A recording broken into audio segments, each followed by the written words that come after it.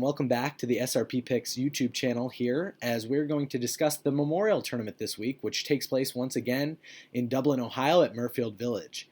This tournament, Jack's Tournament, as it's affectionately known, as its creator was Jack Nicklaus, is going to be the site of the second straight week here at the same golf course. Now, there are going to be few tweaks from last week's event at the Workday Charity Open. Obviously, last week the rough was a little bit lower, and they allowed the grass to be a little bit slower so that the greens were easier for the players.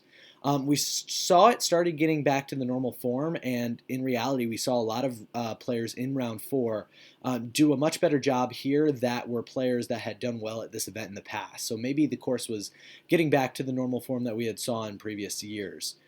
This Workday Open was the first real tough track that players had to face since coming back from the coronavirus leave of absence, and it really showed. We're going to look at the stats from last week before discussing the players this week and really see how the course kind of changed from what we had expected at the Memorial Tournament in recent years.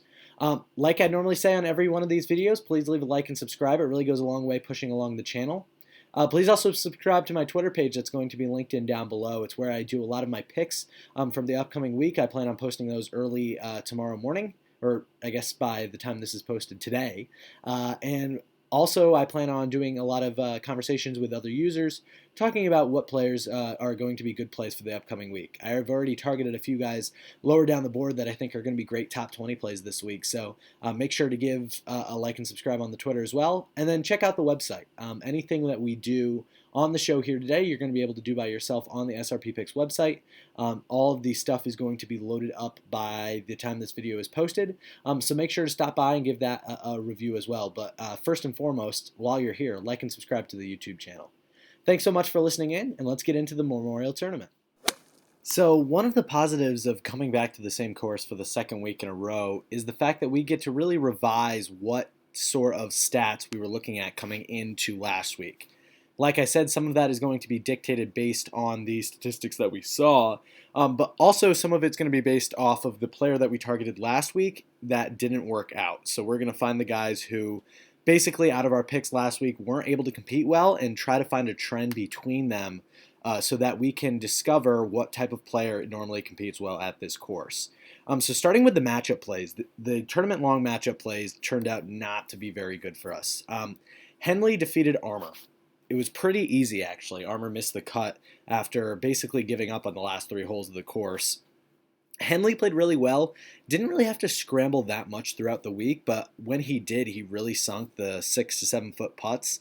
I don't think Henley or other bad putters should be discredited this week, despite the fact that they're going to have to hit putts, as the play around the green was really difficult for a lot of players. As we look down here, Joel Dahman normally struggles really heavily around the green, did so last week as well, and that really hurt him. Against Louis Oosthuizen, who really bounced back in a big way and played outside of his 2020 norms, which was really a thing that kind of worked against the model. Varner over Champ. Champ started off really well and then faded off. If you looked at their shots gained, they were very similar throughout the week. Wasn't too upset with that play. Varner missed a lot of short putts again. Not really a guy I want to target at this event just because his around the green game wasn't up to snuff. Cameron Champ, on the other hand, was sinking 10-foot putts left and right after he had a really good week scrambling on the first 2 days, Thursday and Friday. So I think that's a little bit outside of the norm for a guy like Cameron Champ, but we saw him really dominate with the off-the-tee game. So kind of like what we were talking about last week, we're going to be targeting guys this week that can get it off the tee, get in good approach shots, but also be able to scramble around the green when they get down there. And I know that may sound like a very distinct type of player, and to some extent it is. I mean, the guys who win at this event in the past, like Bryson DeChambeau, Hideki Matsuyama, Patrick Cantlay, are all guys that can really do everything when it comes to getting to the green. They're able to get on there in regulation, under regulation, and put in scores that approach minus 18, minus 19, because these greens, once you get on them, are not super difficult to putt on. Im over Kuchar, very much of the same thing that we've seen from Im. His irons are just really letting him down right now. I'm going to probably stay away from him this week as I've gone to him twice in a row and he's really done basically the same performance for me. And then Rose over Fowler was a big misstep. Fowler is actually bouncing back a lot. Last week's stats we'll kind of go over a little bit because they're a little bit skewed about the type of player he is over the long run. But it was enough for him last week to pick up a victory over Rose, who really just blew up. His around the green game last week was horrible. And it'll be interesting to see how he's able to make those adjustments given the fact that the surrounding green area is supposed to be even tougher to play on this week. The one DK lineup actually cashed for me, believe it or not, because you'll see it only went 4 for 6. Patrick Cantlay made a huge Sunday run to help that happen, shooting -7, and I really think, as you'll hear in my picks coming up, that he'll be able to take this into next week. Colin Morikawa, obviously a winner.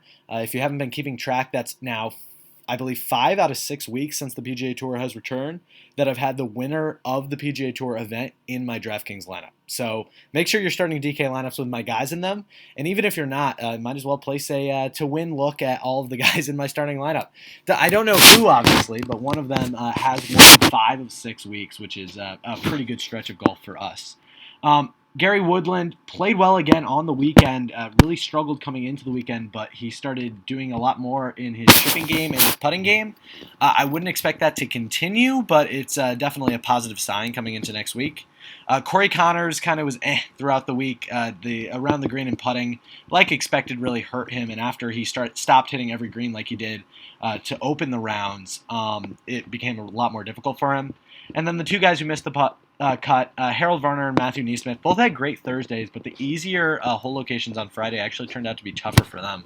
Again, once they started missing the green, they weren't up to snuff. So you're going to need guys who, I mean, listen, they're going to be bogeys here at this course, obviously, but you're going to need guys this week coming in who not only ball strike to get down to the green side area, but if they end up missing the green, like they inevitably will at some time during the week, they're going to have to give you a chance to be able to get up and down. And they don't have to get up and down every time, but at least be giving yourself 6 to 7 foot putts that you're going to at least have a chance and a look at par. So when it comes to looking at course data stats this week, we're going to both look at the traditional Memorial layout that we've seen in recent years, along with what we saw at the Workday Charity Open last week. Because obviously, these guys are coming back onto a harder course for really the first time all season. The probably second toughest event they've played coming into this week was probably at the Charles Schwab Challenge. And guess who was competing there? Colin Morikawa, Justin Thomas, the same type of guys really popped up last week as well. And I don't think that's a huge shock because that course called for a little bit better around the green play than we've seen recently up until this tournament. And I think this one's even going to be pressing it even more to the extent that you're going to have to be able to get up and down around the greens in order to compete at this event. In previous years, we had seen the driving accuracy be fairly high. Now, it wasn't as high last week. So normally we see up here the Memorial Tournament, 70.8% of drives hit the fairway. Is that because there are just better players at this event? I'm going to say it's most likely the case that that is the cause of it, because last week we saw that number drop all the way down to 59.8. Like we said, the level of players at the event last week were not going to be as high as the ones here this week, where we have a much smaller field and a much more talented group with guys like Dustin Johnson coming back this week. Tiger Woods obviously making his first start since the COVID break. So you're going to see a lot more better drivers of the golf ball just relatively compared to the field that we had last week. So expect that number to go up a tad. So I'm not putting any extra emphasis on off the tee play. An interesting stat for me coming in is the fact that in previous years, the Memorial Tournament had surrendered 26.8% of their approaches from the 175 to 200 yard location, and therefore we targeted that as a key approach range over the past week. Last week we saw something a little bit different. So if we scroll down here and find the Workday event, the Workday event only saw 15.9% of approaches from that distance.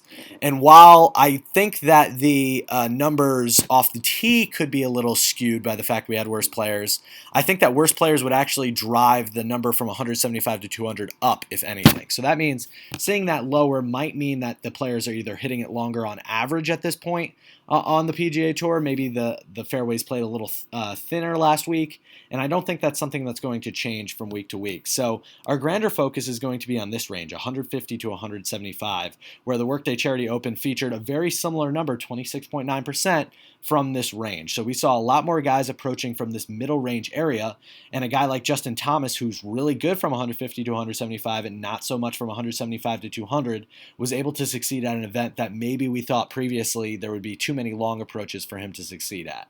So I think looking down the ranges of the approaches is something that we're going to think about, especially since the 125 to 150 also jumped up from, it actually stayed pretty consistent from 18.3 to 18.5, but the smaller approaches we saw were much more essential coming into the week. The other thing that we saw that was really interesting was the scrambling opportunities. Obviously, this event we targeted as one that's really difficult to scramble at, and we saw it even in the playoff, Justin Thomas getting stuck behind the tree there, but it also comes into play around the green as well. And both of those are going to be factors again this week. As we saw, the Memorial Tournament normally 54.2, 51.5, which is tied for the second lowest scrambling that we've seen at any event on tour, any course on tour, besides the U.S. Open. Now, again, this could be because the level of players last week wasn't as good, but with the greens even being higher this week, as in the grass that's going to be around the greens in the rough, this could be even more difficult than we saw last week. So even though the level of players is going up, that 51.5% could be around consistent given the fact that the conditions are going to be more difficult. So I'm going to keep in mind that besides lower approaches, we're also going to be targeting much more focus on around the green and scrambling than we had in previous weeks. So using that information, let's jump into the field this week at the Memorial Tournament. And we'll see right at the top is the guy who is coming off a victory in his last PGA Tour start, Bryson DeChambeau at 11,100. For some people, if we're looking back maybe a year or two ago, this would seem super high. But Bryson has also won at this event in the past and is coming in playing probably the best golf of his career. Now, his off-the-tee game is obviously well documented, and at this course, it's going to be important to be good off the tee, but I'm a little nervous about Bryson because at times he can tend to spray, and at this course, that is just something that you should not do. I'd rather him lay up to about 290, 295 yards off the tee and play it in the fairway every time than go for the 350-yard blast and end up in a rough, possibly behind the tree, but definitely in knee-thick stuff that's going to be really tough to get up and down on. As we see here also, if you look at his around the green 25th percentile, it's actually in the negative, and that's a concern for me. I'm looking for guys this week, especially at the top. I thought that our focus last week when we were talking was to target guys in DraftKings that are much more consistent at the top of our boards, and we were able to do that, getting great performances from Patrick Cantlay, who finished in the top 10, and Collin Morikawa, who ended up winning the event. And again, my target's going to be a very similar approach this week. So Bryson, I'm probably going to fade. It's going to be a tough one, and obviously a guy I'm sweating the entire week, especially given his putting capabilities. But I just don't think he's good enough scrambling in the round the green right now. I know that he's popped up at scrambling in the past, but his chipping definitely is a concern. So I'm going to stay away from him this week until he shows me a little bit more. I also am concerned about his wedges just in general if he ends up having to lay up on a scrambling attempt. Next up is Justin Thomas. I always have a very difficult time getting on guys who had played really competitive golf the previous week, and Justin Thomas definitely did that, finishing in second after losing the playoff to Collin Morikawa. Now, Thomas is in probably the best form of any of these guys at the top when it comes to having been playing at this event. Obviously, Bryson didn't play last week, Rory didn't play last week, and Dustin didn't play last week, so you have to drop all the way down to 10,100 to find a guy who did, and Collin Morikawa who won the event. So, and arguably, I mean, Justin did just as well as Collin did, just didn't make the putts that he needed to down the stretch, and obviously found himself behind the tree on the third playoff hole. But Justin, I'm fine if you want to go back to him this week. I'm going to kind of shy away. Just something tells me this week coming in, the same course but a little bit different factor is something that's been eating away at my mind. I don't really know how I feel about these players seeing a similar type course, but having a little bit of changes in like the green velocity and rough length. I don't know how these guys are going to do just. Now, they're PGA Tour players, so I expect them to do just fine, but I'm a little cautious about it, especially after a taxing week like last one. So Justin Thomas, again, I'm going to drop down a little bit. Rory McIlroy, I really love this week. Getting him at a very heavy discount. Not only is he 10,700 on DraftKings, but he's also 14-1 in the betting market, which I think is a pretty sweet number for him. If you enjoy playing Rory McIlroy on a week-to-week basis, you're probably jumping with joy. Rory McIlroy, as you see here, out of the guys over 10,000, the best player by far around the green, gaining almost 2.8 strokes in around the green play when it comes to 2020 75th percentile. Now, his irons aren't as elite as they've been in the past. Since coming back from break, his irons have actually been quite cold, but he's able to get off the tee really, really well, able to scramble once he gets around the green, and if he can get the putter going, he can have some monster rounds that can really separate him from the rest of the field at this event. So I'm taking a long, hard look at Rory McIlroy. He'll probably find his way into a lot of my DK lineups in particular, especially just because that's the way his game stacks out. Dustin Johnson, probably staying away from here in this upper 10K range. His around the green play is very, very spotty. And even though he got the win at Travelers a few weeks back, his irons still aren't where they need to be, and his putter is still a little too cold for me to want to jump on him here at this event. I know he can get red hot with his approaches and putter when he's playing well, and obviously coming off a win, he's playing as well as he can play, but I'm going to fade Dustin this week. I'd rather trade up for Rory or go back to Collin Morikawa. Why not? He's a good young player, so I think the hunger's still going to be there for him, unlike a guy like Justin Thomas, who, if he has one or two bad holes, he could be like, listen, I competed well last week, and I'm good taking the rest of the week off. I think Morikawa still has a lot to prove. Obviously, the Workday Charity Open was played at Murfield Village, but it still doesn't hold the name cachet that a win at the Memorial Tournament would. So Collin Morikawa, probably the guy to go back to this week. He's actually second in the field in 2020 in approaches 75th percentile, and I think that's going to be pretty big difference between him and the rest of the group, as the number one guy has not played as many rounds on the PGA Tour as Collin has. Not great from that 150 to 175 yard range historically, but last week he was so good that I think you just got to keep him in the back of your mind. So guys above 10K, if you enjoy starting your DK lineup from this range, I'd probably go Rory, JT, Collin Morikawa, Bryson, Dustin. If you're going to be betting a player, I think the best odds you're getting on is probably Rory McIlroy at 14-1, as you're probably not going to see this number for a long time. So after that above 10K range, we're going to drop down now from 10K to around 8,500. So from Patrick Cantlay down to Abraham Answer. In previous weeks, I had talked a lot about dead zones, and in the previous weeks, the dead zone that I had targeted the most was that between 8.5 to 9K range, as I really hadn't liked any of the players that they had put at that spot, as they were guys, a little bit less names who were really on a red-hot heater and playing way above their percentile numbers. This week, it kind of flattens out, as a lot of the players this week are really, really talented, so you're going to get a lot what they call flatter pricing scheme in DraftKings, which is equated to a higher numbers on these guys to bet on in golf. Because obviously, as you get more and more good players in the field, the percent chance that an individual good player is going to win goes down substantially. So I'm going to target a lot of my lineups, maybe even starting in this range a few times, as I'll explain in a second. But we'll start at the top of Patrick Cantlay, who's by far my favorite play this week. Comes in, is a great form when it comes to his final round of the Workday Charity Open. Shot a -7, was all the way down to -8 at some points.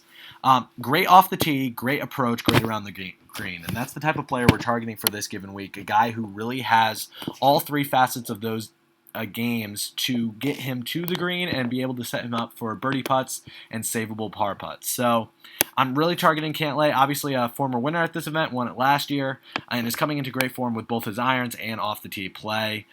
He's the type of guy, if you look around him, who can also get it hot with the putter at times, and is really underrated compared to a lot of the guys at the top. I think that his accolades obviously don't equate to a guy like Rory or Justin Thomas, but if you look at his overall numbers, they're very, very similar when it comes to his shot gain metrics. He's just got to prove he can do it on a big stage like he did last time at the Memorial Tournament, so I expect him to come back here and put up a really good performance this week. His 20-1 number in the betting markets, I feel, is a really great number if you don't want to take one of the guys at the top. So Patrick Cantlay, one of my favorite plays on the week.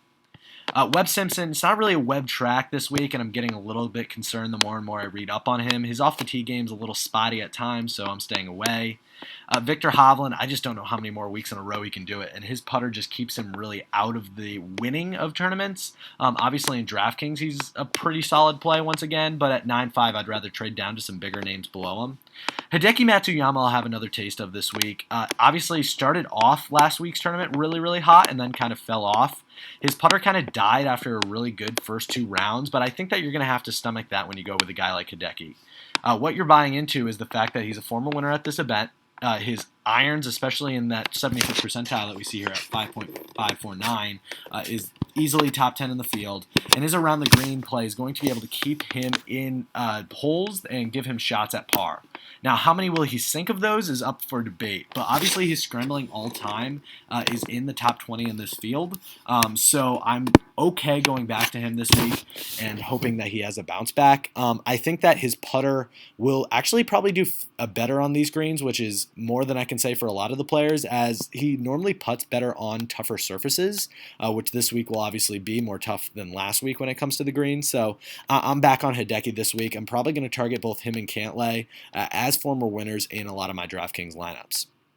Jon Rahm, this is great value for him. Coming in at 20, I think 6 to 1 I've seen him as high as on the betting market, and then also coming in at 9,300 on DraftKings, where you can roster a guy above him and play him as the second guy in your lineup.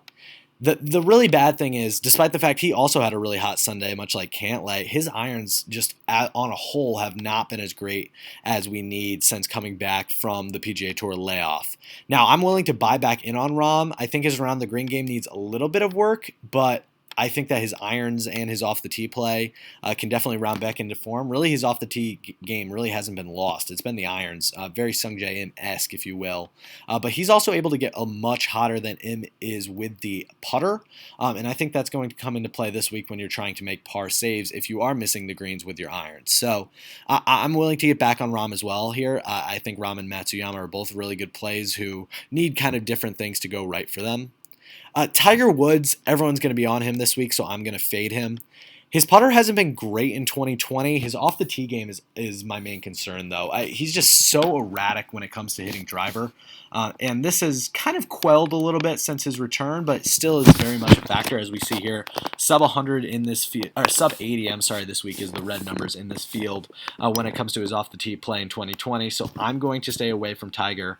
I know he won at the Zozo and is used to these long layoffs, but until he gets that off-the-tee game underway at a course like this one, I think he can really hurt himself by spraying off the tee.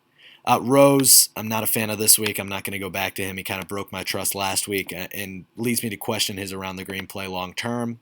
Ricky, no, for me, Daniel Berger is an interesting play. I think Berger is one of my favorite from this high 8K range, but I'm going to drop down. Not to Gary Woodland, surprisingly. I think Woodland had kind of an anomaly week when it comes to his around the green play. As you see here, his around the green is normally pretty subpar, losing strokes even in his 75th percentile. But I'm going to drop down to Abraham Answer at 8,500, the lowest person we're going to talk about in this range. And that's because just look at his all-around game. It's really, really solid. Since coming back from the break, his irons are actually second in this field, which is really, really impressive for a guy who's normally just used to bombing it off the tee and hoping he hits a few putts. But he's gaining both top 20 in the field and 75th percentile off the tee and 75th percentile approach. He's getting around 50 to 1 numbers to win this event. I kind of like those numbers. He's been in competition before, and while he hasn't won a really big event, I've heard a lot of people in the community talk about how this event is normally a real big breakthrough for some of the more younger, talented players on the tour, and this would line up perfectly with the Answer's career trajectory. So I'm definitely taking a long look at him in the betting market this week, and definitely is a play at 8,500 in DraftKings. In reality, you could play a guy high on the list, a Rahm, or if you really feel like it, a Woods, and then an Abraham Answer, and still fill out a pretty good bottom of your lineup. So I'm thinking from 8,500 to 10,000, the top 3 guys I really, really love this week are Cantlay, Matsuyama, and Abraham Answer, but I'm also willing to have a taste of Jon Rahm and Daniel Berger, and then guys I'm staying away from include Justin Rose, Tiger Woods just because of ownership, and Webb Simpson just because this isn't really his type of event. Dropping down the price board a little bit more, we go to guys from 8,400 all the way down to the sub 7,000 range. So in previous weeks, the low 7,000 range and even below that were the areas we were hitting. Last week, obviously, those are the ones that failed us. So I put a lot more work into this week finding guys who are not as talented as the guys at the top, but are guys who have the all-around type of gameplay that could come through here. Starting at a little bit of a higher range, though, these guys are more likely to be your third or fourth player on your roster, and that starts with Patrick Reed. Reed, up and down week last week, actually lost strokes putting on the week in general, which actually leaves me pretty happy with his finish of, I believe he finished in the top 30, which is good for a guy who normally really relies on that putter to be good. Good scrambler, but that's all I can really say about him. I'm always concerned about his irons and off the tee play, and he just really isn't the type of all-around player that I would want at this event. He could either come out and play really well. 55 to 1's a really high number for a guy who wins a ton on the PGA Tour, but I'm just really not in on Reed this week. At an event you really need to be all-around. I don't know if his pitch and putt play really comes into fruition here, and I'd rather just trade up the extra 100 DK dollars to grab Abraham Answer. Tony Finau's intriguing to me. His irons have just been so bad since coming back from the break that it leaves me a lot to be aspired. He's also not really great from this range. This season he's been okay, but all time, normally the 150 to 175 yard range is not really his thing. But I'm going to give him a look this week. I don't know if he'll make a lot of my lineups. His around the green play is the intriguing part, given the fact that if he's able to pair that with hot irons, he can really put up a great score. I'm just probably not for me this week. I need to see a little bit more from him. Same thing from Sung J M and Matthew Fitzpatrick, and really Jason Day to some extent. So I'm more targeting this lower 8K range as my dead zone of the week, as I really am going to go hard fade on Reed, Finau, and M. Matthew Fitzpatrick, I don't really have much of a read on, so I'm probably not going to play much of him. And Jason Day is just horrible with his irons. I know he came alive toward the end of the tournament last week, but I'm still not willing to get back on board with him. Guys I like from the higher 7K range are probably the guys I'm going to drop to instead, and that includes Paul Casey right at the top there. Keep in mind those red numbers in around the green and putting is just for 2020, because all time he's actually not that bad around the greens. He's a pretty good scrambler also. Since the break in returning, he is top 20 in the field in scrambling attempts. So this is a guy who's able to get it done if he's able to spray a little bit off the tee, but he's also been pretty solid off the tee and in approaches. He's top 20 at least in every percentile area that we see for both of the ball striking categories. His around the green game, a little bit of concern all time, but when it comes to more recently, he's done a lot of work to improve on those wedges. And at 7,900, I feel like he's a really big talent step up compared to other guys normally around him. Like a Ben On, who's I know won this event in the past, but he's just better than him, and an Ian Poulter, who he's much better than. So I'm definitely targeting Paul Casey at 7,900 as a definite play for me this week. I think his number to win was like 67, 68 to 1. I don't really like him to win as he's not really a proven winner at events like these, but I really like him to be live in the top 20 at least at this event, which is what you want from a guy from this range. Other guys I'm targeting, I'm going to stay away from Mark Leishman. His around the green game last week was bad, despite the fact that he can get good around the green at times, but his wedges on this event were not very good, so I'm staying away. Sergio's intriguing. His long-term form I don't love. He's obviously red hot right now, but I don't know if this is a Sergio type event for me, so again, going to stay away. Ben On's a no from me. He hasn't been great since coming back from the break. Jordan Spieth's always a no from me, even if he's going to drop him down to 7,700, and he's actually 100 to 1 in the betting odds for the first time, I think, since probably his rookie season. So, but I'm still staying away from Jordan. The guy I'm going to drop down to is Kevin Streelman. Streelman's been red hot with his irons since coming back. Normally an around the green player, he's actually pretty solid, and what he's shown to us in the first couple events back, much like last week when he actually popped up at the top of the leaderboard a few times in the opening 2 rounds, he's the type of guy that can get hot with the putter at times as well. 7,600, you might be more intrigued by some of the names around him, like Billy Horschel, Jordan Spieth again looking up, and be like, I can trade up a few extra DK dollars. But the thing is with Kevin Streelman, you're getting the red hot fire play that he's been on. I normally like him in pretty weaker fields, but I think Streelman's definitely a play this week, especially if he can keep the around the green game going that he showed last week at the Workday. Dropping down the board a little bit more, another guy I'm going to point out is Adam Hadwin. He's got that type of persona that's the tee to green type of player that we're looking for. His off the tee, obviously, as you see here, is normally the thing that is going to come back and haunt him, which I don't love. But his approach play is easily top 50 in the field, if not top 20 in his 25th percentile. His around the green can be really, really good at times, and he can get really hot with the putter.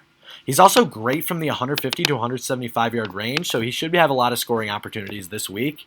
We saw him pop up in the opening few rounds before fading back on the weekend, but I think that he's the type of guy whose game really translates to the harder conditions that this course might feature this week. So I'm going to be back on Hadwin here. Dropping down a little bit more, another guy I like, Harris English. His off-the-tee game and approach game is obviously still top 50 in this field, which is really good to see from a guy you're getting at 7,300. So I'm going to be back on him. He can also get really hot with the putter and is actually a really great scrambler, and he's shown it this season. Overall, I would like to see his off-the-tee and approach game improve a little bit this week, but I'm going to target him and try to get a weekend early on him. He's been in great form going into the COVID break and showed some of that solid form coming out as well. So 7,300, I'd rather grab him than a guy like Bubba, who really stunk up the bed last week. Fading Mickelson and Louis Oosthuizen. Their long-term form is just so bad for me that I can't get on board with them. They're the type of players who really hope this field turn into a more of a -11, -12 finishing score, and then just hope that they can get up and down enough to save par. And that's not the kind of players I like rostering. So I'm going to fade those two. Other guys I'm fading, Billy Horschel got hot last week, but I'm staying away from him. Obviously, like I said, Spieth I'm staying away from. Lower down the board, I'm going to stay away from guys like Joel Dahman again this week, who were really bad with the around the green play. Lucas Glover in the same way, Harold Varner in the same way. If I'm looking further down the board here to the 7,000 range, I kind of like guys, for example, Brian Harmon, who have really good course history at this event. Really struck the ball well here when he played back here in 2019. His approach game has really come around, and he's the type of scramble player who can get up and down for you on every given basis. So I'm looking to target him at the bottom here at 7,000. And I'm going to fade a guy like Danny Willett or Matt Wallace, who I think's games more translate to the link style that they see in Europe. Despite the fact that Matt Wallace had a really good weekend last week, I'm still going to stay away from him. Rounding out the 8.5 to 7K range, I think my key plays from this area would be Paul Casey. Near the higher 7Ks, I'm obviously avoiding the low 8Ks like I had discussed previously. Kevin Streelman from the middle, along with a guy like Adam Hadwin. And then from the lower range, I would look for more guys like Harris English or Brian Harmon, fading guys like Phil Mickelson, Louis Oosthuizen, Jordan Spieth that rely more on the around the green and putting to get it done at an event that you're going to be able to need to be all types of off-the-tee approach and around the green to win this event. So I'm staying away from those guys that I mentioned that focus more on their around the green and on the green play. So we'll drop to below 7K. Now, like I discussed in previous weeks, it's normally pretty scary to drop down into this range, as you'll get a lot of guys who put up stinker performances for the given week, and that's the reason that they're priced so much lower. But we've had a lot of success on this channel targeting guys below this range and even hitting some of them for top 20 picks. And the first guy that we're going to target here is the first name at 6,900, and that's Christian Bezenhout, I think is the way you pronounce it. I think he's from South Africa, which is the reason the pronunciation is a little different than the French pronunciation. But if you look at his irons, they're red hot right now. Since coming back from break, he's top 10 in this field in both approaches from 50th percentile and approaches 75th percentile, which is something that you don't normally get from this range unless you're Emiliano Grillo and can't putt. But the thing is, he's also red hot with the putter. He's gained in 2020 at the 75th percentile 6 strokes on the green. This is the type of guy who, at Jack Nicklaus course, he's going to have to gain off the tee. Now, this is something he's really struggled at doing. Even his 75th percentile off the tee has lost at least 1 stroke. But if he can at least keep it on the fairways, his irons are strong enough that it can keep him in play. And while his around the green play doesn't look great, his scrambling since coming back from break is actually top 20 in this field. So I'm going to target Christian Bezenhout as a guy this week at 6,900 who I'm willing to play in the top 20. A couple of these guys on the board from the European Tour are coming over to play this week for the first time, and these are guys who have finished pretty solidly in the WGCs, as we saw a top 20 finish from Bezenhout at WGC HBCU in China, and we also saw him finish in the top 30 in WGC Mexico. So I think at these tougher events is when these guys come over, and I think that they're not going to be phased by these areas, especially a guy like Bezenhout who's playing so hot right now. Nick Taylor's a guy a lot of people are going to jump on since they saw his name higher on the leaderboard last week. Stay away from him. His irons fell off on the weekend, and that is the area where he was getting really, really hot. His putter was horrible at this event, and in years past has also been horrible, so I don't think the change in speeds on the greens is going to help him. So I'm staying away from Nick Taylor. Staying away from Kokrak, his irons are all over the place right now, and while he's a big name down in this range, and I think that if he returns to his normal form, he could be a high value, his irons are just not where they need to be right now, and he's also abysmal around the green. So stay away from Kokrak. I'm staying away from most of these guys in the higher 6-9s besides Christian Bezenhout. I just mentioned him, Emiliano Grillo. You can go back to him if you want. He actually putted pretty well last week despite missing the cut. Irons really didn't get underway that quickly, which was a problem. Actually, I believe he made the cut but finished sub 40. So, I mean, he at least made the cut. 6,700 is the area you want. And if you think that the tougher conditions may hurt him, in fact, that has proven really not to be the case. His course history here is really good, both off the tee and through scrambling, which is something that he's really struggled at most other events. So, give a look to Emiliano this week. 6,700, he's an interesting play. Ches Reavie, interesting from this range as well. I think the 6,700 price tag, him and Grillo are almost always priced together. And the only thing Reavie really provides you over Grillo is a little bit more around the green play and a little less off the tee. So really depends on what you're looking for in your guy, but I think Grillo and Reavie, if you want a 6,700 player, are the two guys I would target. Graham McDowell got hot with the irons last week. The key range doesn't really line up with what he does normally, which is normally a wedge player, but if you want to take a shot at him, you can. The wedges should come into play, but again, not going to be a guy scoring a ton this week, so he's going to have to hope for a low score to finish high on the leaderboard. Dropping down a little bit for my next play, I would go with a guy like Sebastian Munoz. This line for him is really, really interesting for me, where he's not sub 80 in any single category on this field, but he's also not top 50 in that many areas. He's not going to kill himself off the tee or through approach. He's actually going to be pretty solid in those areas, and he's actually an okay around the green player and does not hurt himself on the greens, where his 25th and 50th percentile are both top 50 in the field. Munoz, you're going to need to have a top-end performance from him this week, not only to be in this event, but to make the cut. But I think he's a guy who doesn't blow himself up. I think he's a good cash game play, and I also think that despite the fact his form coming out of break doesn't look great, I think that his shots gained numbers really show that he's getting unlucky at a few holes rather than really just blowing himself out of the tournament. So I think Munoz is 6,500 is an interesting value. Brian Stewart's always interesting. He can scramble pretty well and can get hot with the irons on occasion. Not for me this week, though. Carlos Ortiz I gave a long look at just because his scrambling's so good, and he's actually played at this event before, which is more than I can say for a lot of these other guys who are lower in the field. He actually played really well off the tee and from this range and approach in previous seasons at this event. I'm going to stay away, though. I'd rather drop to a different guy down in this range, and that guy is going to be Henrik Norlander. Norlander's been great since coming back from break, and he's really gone under the radar. Somehow still at 6,300 with guys who have played really poorly like Harry Higgs, who just shot himself out of the Travelers Championship 2 weeks ago. But Henrik Norlander, great on irons, great off the tee. Since coming back from break, is top 20 in the field in both of those areas. Actually, off the tee, he's top 30. Top 20 in the field in approach, and also is top 20 in the field in scrambling, which is not normal for this guy. As you see, normally red areas in both around the green and putting, but he's been pretty good scrambling since coming back. Is also really big from this range, top 20 in the field from this range as well in a lot of different time sample sizes. So I'm giving a look to Norlander. It might be a little intriguing for people to look up to Grace right above him, but his top end form is just so poor for this event that I'd rather take a chance on a guy like Norlander at 6,300. Guys lower, I probably wouldn't target this week. Matthew Neesmith, I'm staying away from because of his scrambling capabilities, but what's interesting to me, if you want to dip all the way down here, is the fact that he shouldn't be priced with guys like Jimmy Walker, Sung Kang. I mean, he's a little bit of a step up, especially as a younger player who's got a lot more to show.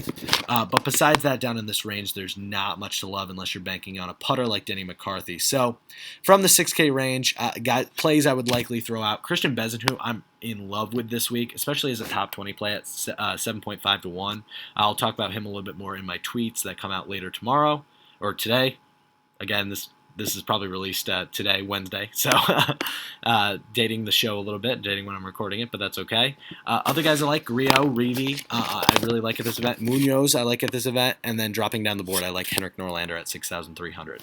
Thanks so much for tuning into the video today here on the SRP Picks YouTube channel. I know I said I was going to do this last week, but this week, definitely getting out picks tomorrow morning right around where this show is released. I really want to focus more on constructing my DraftKings lineups. I obviously have that data lineup optimizer that I was focusing on over the past few weeks, and I'm looking over the next 2 weeks to get that instituted into my website before I focus full-time on NFL and the MLB. Also have some UFC picks that I've been doing pretty well at, and soccer, so I might toss a couple of those onto my Twitter page as well. Don't really have really comprehensive databases set up for those yet, but expect to see the lineup optimizer for the PGA coming out in a few weeks, and I can definitely recreate that to affect both the NFL and MLB when my stats start coming out for that as well. I'm going to end you on this page. It looks very similar to the page I just showed you, but it, in fact, is the guys that I'm willing to play this week, so it cuts down the field from, I believe, 117 guys that I have stats on to 56. So this is a little bit more of the guys I'm going to be targeting. I'm going to probably post this on Twitter tomorrow, so make sure you check down on the link in the description, and like and subscribe to my Twitter page as well as my YouTube channel. Obviously, I hope you love the videos that have been coming out over the past few weeks as I comprehensively go over the stats in the field, and I hope that you take a good look at this Google Doc, or I guess Excel sheet in this form, and kind of see what these players that I'm targeting provide. Obviously, we talked about some of them, and I'll reference a few more stats on guys on Twitter, such as on Bezenhout and other sleepers that I like Corey Connors, just because of his ball striking, or Sergio Garcia because of his ball striking. But it's a really nice place where I'm able to have a lot of conversations with other Twitter users as well and talk about who we like for the upcoming week. So like and subscribe here on YouTube, like and subscribe to my Twitter, and check out the website where you can see all the updated data for the players for this given week. Thank you so much for tuning in today, and good luck with your picks for the Memorial Tournament here in Dublin, Ohio.